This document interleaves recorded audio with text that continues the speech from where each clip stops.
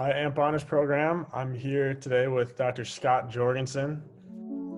Welcome to another presentation from the CV Academics Foundation, home of the AMP Honors Program. Fruit and cookies was the go-to lunch of choice. What's your favorite fruit? And then what's your favorite type of cookie and maybe brand of cookie if you have a favorite? Oh, that's a hard one. Because I always say the lunch is fruit and cookies and then whatever else there's room for, but I'll eat those last, though I promise. I'll probably have my protein or my salad or whatever. I'll do that first. Favorite fruit, I'm not really sure. I would have to go with cherries in season, blueberries in season, and then certainly apples in Wisconsin season, which we're in right now, which is awesome. Okay. And then cookies, the best cookies are the homemade ones. So sometimes my patients will bring me some because by now they know that that's my weak place. But probably the usual chocolate chip cookie type thing is the best. It's got to be that cookie that breaks and you pull it apart and the chocolate goes with it. Okay, the gooey.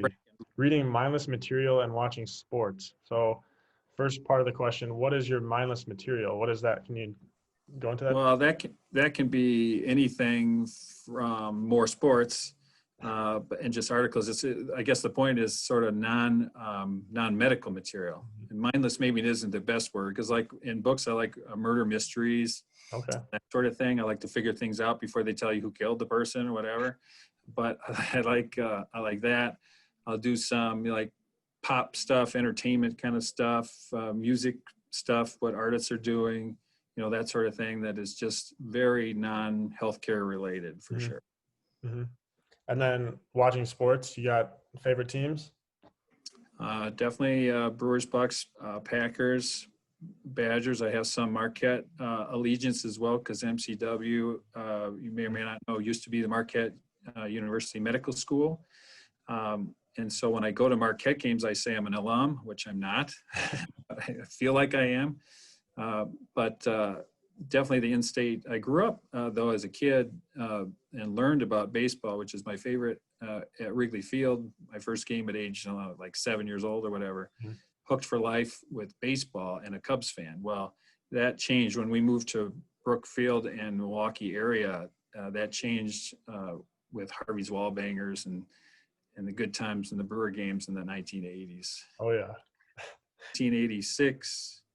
That's not true. 1982, Brewers went to the World Series, and I was a freshman in medical school, and I went to probably 30 games or more and sat in the bleachers for $3 a game. And then we have exams on Mondays during med school, and it was like brutal because I was trying to go to Brewer games and trying to study for exams late in the hours and things like that. But we made a big point of tailgating and going to as many Brewer games. And then when they went to the World Series because of that year, it's like we went to a lot of them. Oh yeah. Yeah, I can see that. How do you feel about how is baseball? Have you been just as interested in baseball this season as when it came back as normal, or has it been kind of down for you? I would say it's a little bit down. I've been interested to see what they've done about it in the NBA as well as how they did their bubble and so on. But just to see how, and I try real hard not to look at it as a doctor, but I was kind of looking at it as a doctor sometimes too, as how they were isolating teams and isolating people and the protocols they'd go through. And stuff. That was very interesting to me to how they were doing that and trying to have some entertainment for the country and all these people who were involved. It's their livelihood, not just the players making a lot of money, but all the people that were involved in teams. Felt really badly for like beer vendors or peanut vendors or what have you that just weren't able to do any of that. But to answer your question maybe a little better than that is I'm always interested in, and again, the sports to take my mind away from things, but how they were doing it it's fun to watch and seeing the NFL go through it now with teams shutting down and moving games to Tuesday night football and like crazy. Mm-hmm. It is. Okay. I want to get to how you relax during your time off. So you mentioned music, concerts, and live theater. So I wanted to get a little deeper with that. Favorite artists or bands? Let me think about that as I talk. Or maybe favorite concerts that you've ever been to? Right, I can do that. Okay. And like usually I go to 10 or 12 Brewer games a year. So I've been saving all this money this year, not going to Brewer games. And I don't know where that cash is. I have no idea. But going to live theater, a big supporter of the Milwaukee Rep, which I'm a big fan of theirs. Milwaukee Symphony, I don't go as often as I would like to, but that's been a part of my family's deal a little bit. And then I used to play, I still play the instrument, very rusty these days, but so I did some of that in my time. Which is But, what instrument? Yeah, a piano. Okay.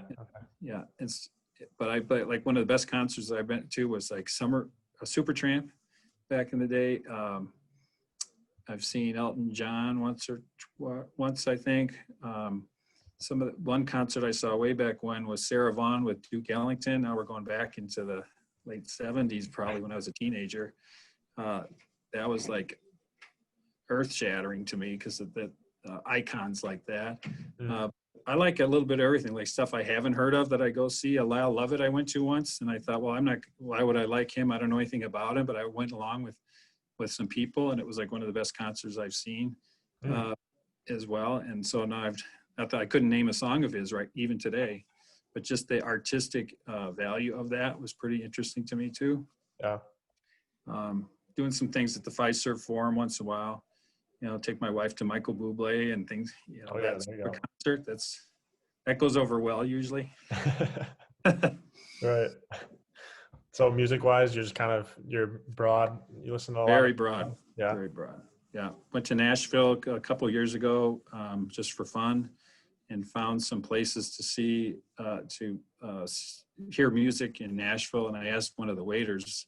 Long story short, one of the waiters, I'm like, I don't want to go where the tourists go. I want to go where you tell me to go.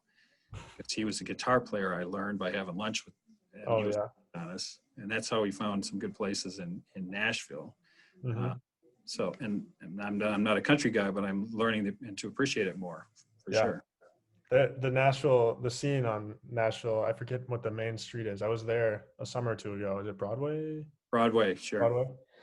The scene is just like crazy during the summers. Like there's just bands playing at each and every bar. It's pretty cool to see. Well, we've reached your hard stop, so I don't want to keep you much longer. And that was kind of most of what I wanted to get to, anyways. But thanks for meeting with me quick. And students, if they didn't already have an introduction to you from our career highlight that we did, they do now, and I'll link that career highlight too. So had a lot of fun. And hope to see you on the site more. And students, I don't want to speak for you, but Dr. J is a great reach out, great resource for internal medicine kind of stuff. And if you have any questions, I'm sure he'd be happy to reach out to you guys, or he'd be happy to answer your questions. So yeah, that's absolutely true. And I appreciate it, Riley. And I know things have been a little slower getting revved up just again, COVID wise. So I'm excited to see this get going and where it goes, and look forward to seeing you in person one day. It'll happen. Maybe I'll take a stop by the clinic sometime. There you go. That's right. All right. Have a good day. Thank you very much. Thank you. Have a good one. Bye. And I'll tell you this, like I say, when you come in as a med student, it's like, okay, there's 4 things we have to take care of this during this rotation. Number 1, take good care of patients, far and away. Number 2 is learn something. And then number 3, which is way below, is get done so we can be ready for lunch. And then at the end of the day, get done so we can get home and have dinner. Right. So those 2 are spread out way far apart. Yeah, you want to be clarified. What advice would you give, say, like your high school self or maybe your undergrad self? What's something that you would tell that young Scott Jorgensen? Do something to keep your hair better. That would be the thing. Do you have a favorite golf course you've ever golfed? Anything like that? The favorite golf course is the one that I keep my balls and not in the water. I do play locally in Mequon at the River Club, but I enjoy all of them, and I've been blessed, knock on wood, to be at some nice places also. But I'm like, if I break 100, I'm doing well. And I always tell people I can par any hole, and that's true. Right. But I can also get an 8 on any hole. Exactly. It's true as well. So keeps me humble, keep my day job, that sort of thing. There you go. Yeah, I think you and I are similar golfers for sure. By the sound I of always it. tell people I'd rather be looking at a patient with shortness of breath and some heart failure than a 5-foot putt that I have to make for $20 or something. Some other things that people might not know about me. Well, I got a bad trimmer. And so very, very good thing for me not to go into like ophthalmology and do like Yeah, that's really touching. surgeries Yeah. or neurosurgery. That would have been a bad one. It's like he shook a little bit. I think he hit the wrong artery or something. Right. So that's not a bad thing. I was at a restaurant in California. I did a rotation as a senior medical student in rheumatology. Okay. In Palm Springs, California. I thought that was a brilliant idea. Go to the desert where they learn about arthritis. And I thought it'd be nice and relaxing in my senior year, and that was not true. I was working 14 to 16-hour days, but I had a tremendous amount. It was awesome. But I was in a restaurant. I looked across, and there's a picture of Frank Sinatra on the wall. And I looked down from that picture, and there was Frank Sinatra. You're kidding. 7 people in dark suits around him in a circle table. And I leaned over to the person I was with and said, now, whatever you do, don't turn around, but Frank Sinatra's right behind you. And of course, that person pushed back from the table, turned around, jumped up and down, Frank, you know.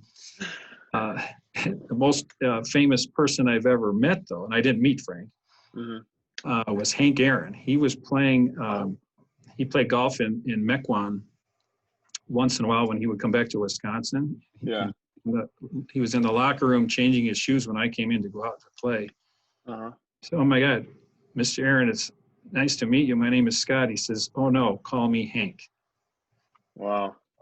I thought that was very That's awesome. very, Yeah. That was it.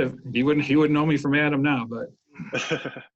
This has been a presentation of the CV Academics Foundation, home of the AMP Honors Program.